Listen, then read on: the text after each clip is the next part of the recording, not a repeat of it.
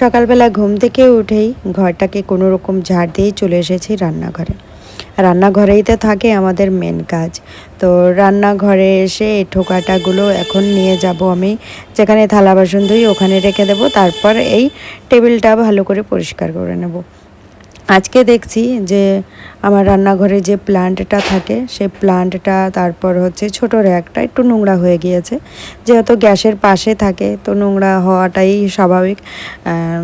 খুব মানে এইগুলোকে খুব তাড়াতাড়ি ধুতে হয়, মানে কয়েকদিন পর পরই ধুতে হয়, না হলে কিন্তু দেখতে ভালো লাগে না। আর একটু নোংরা নোংরা কোনো জায়গায় থাকলে তো আমার হাত দিতেই কেমন যেন লাগে। তাই ওইগুলোকে নিয়ে গেলাম আমি কলপাড়ে নিয়ে গিয়ে যে সার্ফ দিয়ে ভালো করে গ্যাস, তারপর টেবিল, ইন্ডাকশান সমস্ত কিছু কিন্তু ভালো করে আমি মুছে নিচ্ছি। প্রথমে টেবিল, গ্যাস, ইন্ডাকশান সার্ফের জল দিয়ে, মানে সার্ফ ছিটিয়ে তারপরে আমি মুছে নিই। তারপর যতক্ষণ না পরিষ্কার হয় ততক্ষণ তো আমি পরিষ্কার করতেই থাকি। আর যখন আমি ইন্ডাকশানটা মুছি তখন কিন্তু লাইনটা আমি পুরোপুরি অফ করে নিই মেন গোড়া থেকে। কারেন্টের কোনো কিছুই থাকে না ওর মধ্যে। আমার কিন্তু ভীষণই ভয় করে এই সমস্ত জিনিস। লাইন থাকলে তো আমি ইন্ডাকশানে হাতই দিতে চাই না, এমনকি আমি ভাত বসালেও কেমন যেন একটা ভয় ভয় থাকে। আর ইন্ডাকশানে তো খুব বেশি রান্না আমি করি না, বেশিরভাগ ওই রাত্রের ভাতটুকুই রান্না করি। দুপুরে যা রান্না করি থাকে, আর রাত্রে ভাত করলে হয়ে যায়। আর যদি কিছু তেমন রান্না করারও থাকে সেটা আমি বেশিরভাগ গ্যাসেই করি। আর কি বলতো, এখন সবার বাড়িতে এসি হয়ে গিয়েছে, কুলার হয়ে গিয়েছে, তো তেমন ভোল্টেজও পায় না। অন্য কিছু রান্না করতে গেলেও মনে হয় যে ইন্ডাকশানে খুব ভালো একটা হচ্ছে না, ওই ভাতটুকুই ঠিক আছে, তো ওই ভাতটুকুই করি। তো ভয়ের কথা বলছিলাম যে আমি ভীষণই ভয় পাই, প্রত্যেক জিনিস নিয়ে ভয় পাই।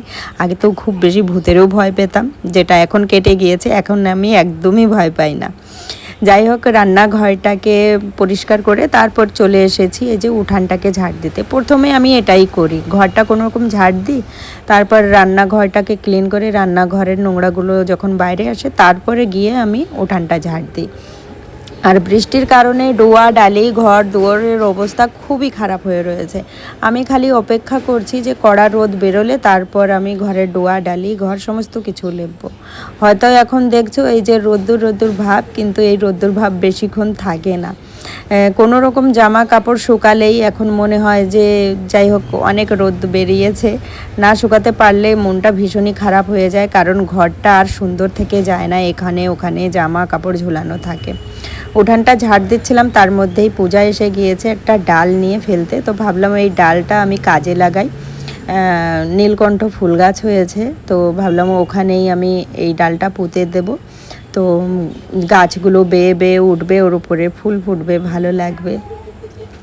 আমি কিন্তু ফুল গাছ খুবই বেশি ভালোবাসি, কিন্তু এইটুকু জায়গায় না না ঠিক মতন রোদ আসে না কিছু আসে, তো যতটা ফুল লাগাই অত বেশি ফুল ফোটে না, হয়তো রোদ বেশি পায় না তার কারণে। তবুও চেষ্টায় থাকি। আমার খুব ভালো লাগে সবুজ জিনিস। আমার ঘরের মধ্যেও যদি সবুজ কোনো গাছ থাকতো, মানে যেগুলো থাকে না মানি প্লান্ট টাইপের, আমি তো মানি প্লান্টও অনেকবার ঘরের মধ্যে রেখেছি, ভালো হয়েছে। কিন্তু ওই যে বাপের বাড়ি চলে যাওয়ার কারণে হচ্ছে সেগুলো নষ্ট হয়ে যায়। এখন যেমন বারান্দাতে আমি কিছু স্পাইডার প্লান্ট রেখেছি। আমার কিন্তু ওই সবুজ সবুজ জিনিস খুবই বেশি ভালো লাগে। তো একটা বোনও কমেন্ট করে জানতে চেয়েছিলে যে আমার বাপের বাড়ি কোথায়। তো আমার বাপের বাড়ি হলো উত্তরপ্রদেশে। তো তোমার নামটা দেখতে আমার মনে নেই, অনেকটা কমেন্ট আসে, তো সবসময় মনে থাকে না। ওই বাপের বাড়ি কথা বললাম বলে মনে পড়লো যে এরকম একটা কমেন্ট এসেছিলো। যাই হোক, সমস্ত কাজ বাজ কমপ্লিট করে এই যে ঘরের মধ্যে বিছানাগুলোকে ঠিকঠাক করে তারপর চলে এসেছি এই জামা কাপড়গুলো নেড়ে দিতে।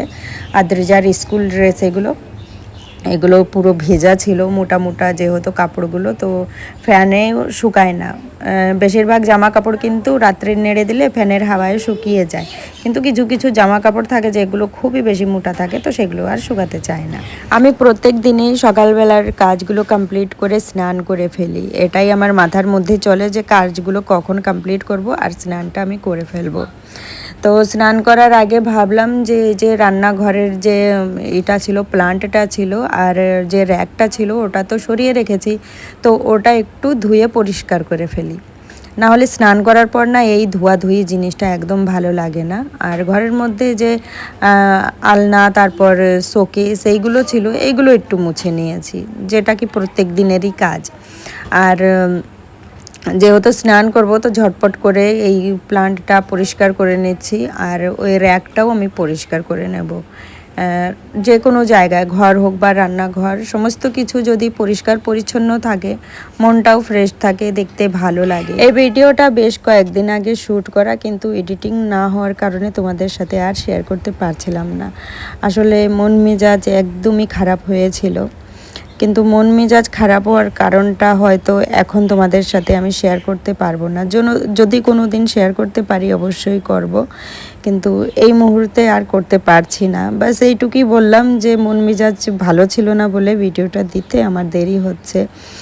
আর সব সময় থাকে না যে মানুষ হাসি খুশি দেখলেই কিন্তু সে সবসময় হাসি খুশি থাকে না, তার মনে যে কত রকম যুদ্ধ চলে সেটাই হচ্ছে আমার সাথে এখন। আমার মনের মধ্যে অনেক রকমের যুদ্ধ চলছে।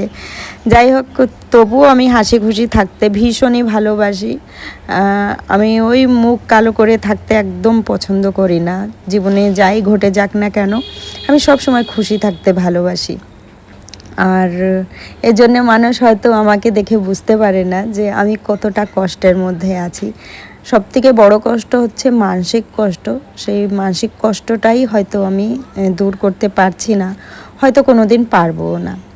তো আজকে সকালবেলার কাজ করতে করতে আমাদের পাড়ায় এক কাকু এসেছিলেন মাছ বিক্রি করতে, তো ওনার কাছ থেকে এই ভোলা মাছটা রাখলাম। তো ভাবলাম আগে মাছটা কেটে ফেলি, তারপর নয় স্নান করব।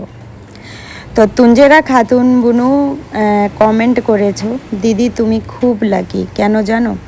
তুমি ডেলি মা ডাক শুনতে পাও, জানি না আমি যে কবে শুনতে পাবো মা ডাক। রিয়েলি দিদি, আমি তোমাকে, পূজা, ঋষিকা, আদ্রিজাকে খুব ভালোবাসি, আমার জন্য তুমি দোয়া করো। তুমি ঠিক কথা বলেছো বোন, মা ডাক শোনাটা হচ্ছে ভাগ্যের ব্যাপার। তো প্রত্যেকটা মেয়েরাই কিন্তু বিয়ের পর এই ডাকটা শুনতে চায়। হয়তো তোমার কোনো অসুবিধা হবে, তো আমাদের তরফ থেকে সব সময় ঠাকুরের কাছে ডাকবো যে তুমি খুব তাড়াতাড়ি মা হও, তুমিও যেন মা ডাক শুনতে পাও। তো দেখেছো বুনু, আমিও অনেককেই বলি, অনেকে আছে মেয়ে হয় যার জন্যে মুখ কালা করে, কান্না করে। আমাদের আশেপাশে বহুত এরকম আছে যাদের শুধু মেয়ে আছে, যার জন্যে ওরা মনকে খুব কষ্ট দেয়, খুব দুঃখী।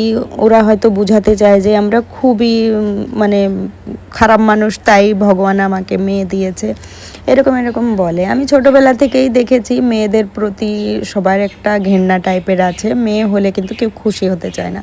কিন্তু আমার মুখ দিয়ে কী বেরায় জানো? আমি সব সময় বলি যে তোমরা কোনো দিন না সন্তানের মূল্যই বোঝো না। যার নেই সেই জানে, সে কিন্তু কোনো সময় এটা চাইবে না যে ছেলে হোক বা মেয়ে হোক, সে শুধু মা হতে চায়। যার নেই তার কাছে শোনো যে সন্তানের কি দাম, কি মূল্য। তো তার কাছে মনে হয় না সে কখনো ভাববে যে আমার শুধু ছেলে হোক, সে চাইবে যে ঠাকুর একটা দিলেই হলো, ছেলে হোক বা মেয়ে হোক। এর জন্যে যার কাছে যেটা আছে, ভগবান যেটা দিয়েছে তাকে নিয়ে তার সুখে থাকতে হবে, বলো। তো আমাদের তরফ থেকে বুনু তোমার জন্যে অনেক অনেক দোয়া থাকবে।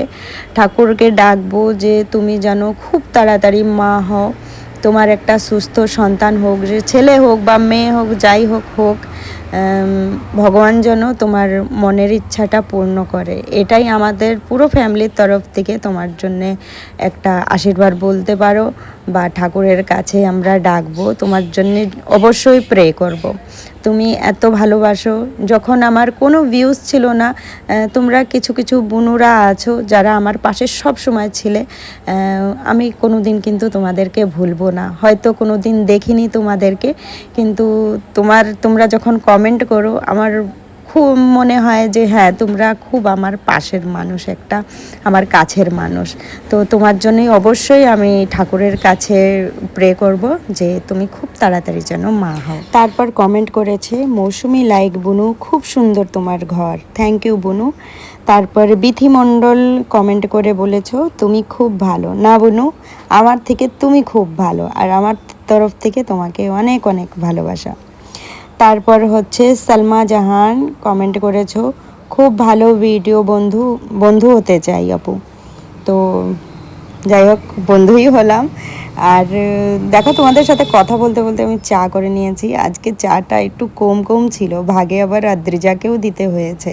তো আমি, আমার বোন আর আদ্রিজা তিনজন কিন্তু চা খেয়ে নিচ্ছি চিড়ে ভাজা দিয়ে। আর আজকে মাছের মাথা দিয়ে করব মুগ ডাল, আর সাথে একটা আলু পটলের তরকারি করব। ছোট বোন বলেছে যে মাছের মাথা দিয়ে মুগ ডাল অনেক দিন খায় না, তো ওর জন্যই এই জিনিসটা রান্না করছি। না হলে ভেবেছিলাম যে ভোলা মাছটা কেটে রেখেছি, ওই দিয়ে একটু ঝাল রান্না করব। তো যেহেতু বোন খেতে চেয়েছে, তো ভাবলাম যে যাক আজকে এটাই রান্না করি। ওইগুলো মাছগুলো ধুয়ে আমি ফ্রিজে রেখে দিয়েছি। আর আলু পটলের তরকারিটাও আমি একটু সুন্দর করে রান্না করব। বেশ অনেক দিন হয়ে গিয়েছে আলু পটল দিয়ে মশলা দিয়ে করা হয় না, তো ভাবলাম আজকে ওটাই করব। ওই চিকেন যেভাবে রান্না করে ওইভাবেই রান্নাটা করব। আমি রান্না করতে করতে কিছু বুনুদের নাম নেব, যারা খুব সুন্দর সুন্দর মিষ্টি মিষ্টি কমেন্ট করো। তো তার মধ্যে হচ্ছে জয়া সমরিন, তারপর আমিনা লাইফস্টাইল থেকে, জ্যাসমিন ডেলি লাইফ, আর লাস্টে হচ্ছে সাধনা ব্লগস। থ্যাংক ইউ বুনু, তোমরা অনেক সুন্দর সুন্দর কমেন্ট করো। আমার কিন্তু খুবই ভালো লাগে এই ভিডিও করার জন্যে, কিন্তু আমাকে অনেকটা মানে মোটিভেট করো।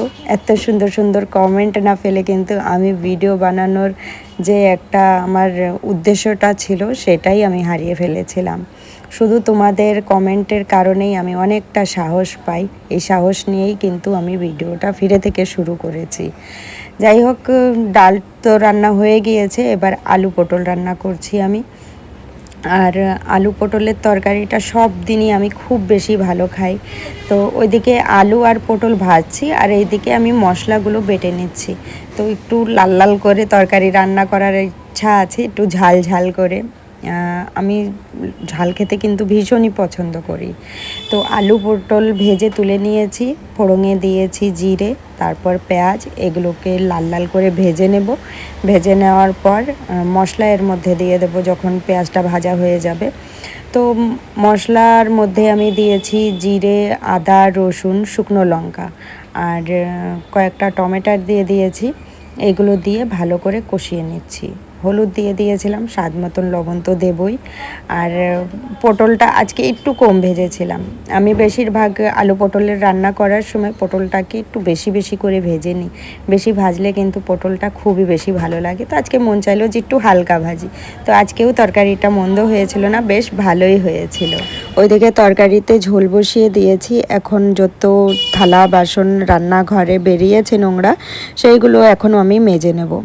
তো প্রত্যেক দিন এইভাবেই আমি রান্না বসিয়ে যতটা হতে পারে কাজগুলোকে করে সুন্দর করে আমি পরিপাটি রাখার চেষ্টা করি, যাতে রান্না হওয়ার পরে যেন আমাকে বেশি কিছু না করতে হয়। আর একসাথে গাদা গাদা থালা বাসন ধুতে না আমার একদমই ভালো লাগে না। থালা বাসন ধুয়ে এসে দেখি প্রায় তরকারি হবো হবো ভাব চলে এসেছে। তো আলু পটলের তরকারি কে কে আমার মতন ভালো খাও কমেন্টে কিন্তু জানিও। তো এই দেখো ফাইনালি আলু পটলের তরকারি পুরো রেডি হয়ে গিয়েছে। এখন তরকারিটা নামিয়ে কড়াইটাও মেজে নেব, আর আমার রান্নাঘরটাকেও আমি পরিষ্কার করে নেব। আমাদের গৃহবধূদের অদ্ভুত কাজ, এই রান্না করার আগে এই সমস্ত কাজই করে ক্লিন করে কিন্তু আমরা ভাবি যে কাজগুলো কমপ্লিট হলো, কিন্তু দেখো আমাদের কাজ কখনোই কমপ্লিট হয় না। রান্না করতে করতে সেই থালা বাসন নোংরা হলো, সেইগুলোকে পরিষ্কার করে তারপর ফিরে এই যে রান্নাঘরটাকে আরও বেশি ক্লিন করতে হবে। ক্লিন না করলে যেন ভালোই লাগে না। আর এটা প্রত্যেকটা হাউসওয়াইফ কিন্তু এই কাজগুলো প্রত্যেক দিন প্রত্যেক সময় করে। আর এই কাজ করতে করতে যে কখন দিনটা পার হয়ে যায় বোঝাই যায় না। যাই হোক, প্রত্যেক দিনই কিন্তু রান্না বান্নার পর আমার রান্নাঘরটাকে আমি এইভাবেই সুন্দর করে পরিপাটি করে রাখি, যার জন্যে আমার রান্নাঘরটা দেখতে এত সুন্দর লাগে। তো আমার রান্নাঘর তো তোমরা সবাই খুব পছন্দ করো। তো এত পছন্দ হওয়ার কারণটাই হচ্ছে যে আমি সব সময় পরিপাটি করে পরিষ্কার করে গুছিয়ে রাখি। যাই হোক, চলো বন্ধুরা, ভিডিওটা এই পর্যন্তই থাকলো। ফিরে দেখা হবে নেক্সট ভিডিওতে। সবাই ভালো থেকো, সুস্থ থেকো, সাবধানে থেকো।